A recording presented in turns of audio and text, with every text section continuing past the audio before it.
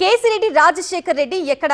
Liquor కేసులో 4 సార్లు నోటీసులు ఇచ్చినా ఆయన ఎందుకు విచారణకి హాజరు కాలేదు? విజయసాయి రెడ్డి ఆయన మీద చేసిన ఆరోపణలన్నీ నిజమేనా అంటే అప్పుడే కంక్లూజన్ కి రాకండి. తన వర్షన్ని వినాలంటున్నారు కేసిరెడ్డి రాజశేఖర్ రెడ్డి. లిక్కర్ స్కామ్ పైనే కాదు విజయసాయి రెడ్డి విమర్శలకి సమాధానాలు తన దగ్గర ఉన్నాయంటున్నారు ఆయన. రాజ్ కసిరెడ్డిని పార్టీలో వ్యక్తులు నాకు పరిచయం చేయడం జరిగింది 2017-18లో అనుకుంటా. రాజ్ కసిరెడ్డి పార్టీలోకి వచ్చారు. ఒక తెలివైనటువంటి క్రిమినల్, ఆ క్రిమినల్ మైండ్ సెట్ ఉండేటటువంటి వ్యక్తి. అంత క్రిమినల్ బ్రెయిన్ ఉంది అన్నటువంటిది తెలియక పార్టీలో పెద్దలందరూ కూడా పరిచయం చేస్తే నేను ఎంకరేజ్ చేసినటువంటి మాట వాస్తవం. పార్టీని మోసం చేశాడు, ప్రజలను మోసం చేశాడు. విజయసాయిరెడ్డి చేసిన ఈ కామెంట్స్ పై స్పందించారు కేసిరెడ్డి రాజశేఖర్ రెడ్డి. లిక్కర్ కేసులో ఆరోపణలు ఎదుర్కొంటున్న రాజశేఖర్ రెడ్డి ఆడియో విడుదల చేశారు. తనపై మాజీ ఎంపీ చేసిన ఆరోపణలను ఖండించారు.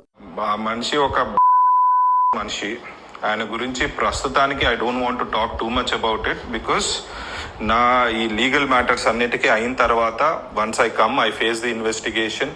నేను మీడియా ముందు మీడియా మొత్తం అందరినీ పిలుచుకొని ఈ మనిషి గురించి మొత్తం ఆయన చరిత్ర అంతా తీసి అందరి ముందు పెడతాను. Absolutely have no qualms about it. Liquor కేసులో పోలీసులు ఇచ్చిన నోటీసులపైన వివరణ ఇచ్చారు కేసిరెడ్డి. నేను లేని సమయంలో సిట్ అధికారులు మా ఆఫీస్కి వచ్చి మా ఇంటికి వచ్చి మా మదర్కి నోటీస్ ఇచ్చారు. నన్ను విట్నెస్గా నోటీస్ ఇచ్చి నన్ను అటెండ్ కమ్మని చెప్పారు.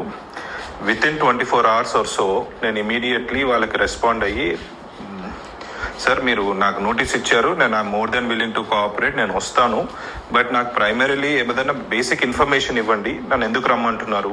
ప్రస్తుతం తాను వేసిన పిటిషన్లు కోర్టులో విచారణ దశలో ఉన్నాయన్నారు. పోలీసుల విచారణకు సహకరిస్తానన్నారు రాజశేఖర్ రెడ్డి. అది నేను పెట్టిన ఈమెయిల్ పెట్టిన తర్వాత ఇమీడియట్లీ సెకండ్ నోటీస్ మళ్ళా సర్వ్ చేశారు వయా ఈమెయిల్ చేసి, ఆ ఈమెయిల్లోనే మళ్ళీ ఈరోజు ఇచ్చి నోటీసు రేపు అటెండ్ అవ్వండి అన్నట్టుగా ఇచ్చారు. అప్పుడు I think then I started consulting my lawyers were very clearly ఏం కమ్యూనికేట్ చేశారంటే, వీళ్ళు మిమ్మల్ని విట్నెస్గా నోటీస్ ఇచ్చి మిమ్మల్ని అరెస్ట్ చేయాలని చూస్తూ ఉన్నారు.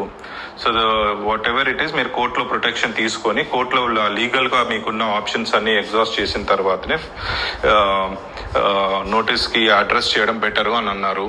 సో వాళ్ళు పంపించిన నోటీస్ని ఆల్రెడీ మనం హైకోర్టులో ఛాలెంజ్ చేశాము. హైకోర్టు రీజనబుల్ టైం ఇచ్చి పిలవండి అని చెప్పింది. దాని మీద కూడా మళ్ళీ సుప్రీంకోర్టులో నడుస్తూ ఉంది. అది కాకుండా యాంటిసిపేటరీ బెయిల్ పిటిషన్ కూడా పెట్టున్నాము. మరోవైపు లిక్కర్ స్కామే జరగలేదన్నారు YCP MP YV Subba Reddy. Vijayasai Reddy coterie వ్యాఖ్యలకు కౌంటర్ ఇచ్చారాయన. పార్టీ నుంచి వెళ్ళిపోయినాక ఏదో ఒక విధంగా అభియోగాలు వేయాలి, బండలు వేయాలనే కార్యక్రమం చేస్తున్నారే కానీ అధికారంలో ఉన్నప్పుడు ఇక్కడ కోటరీ ఉందా లేదా, కోటరీ నడిపింది ఎవరు అనేది ఆయన తెలియదా?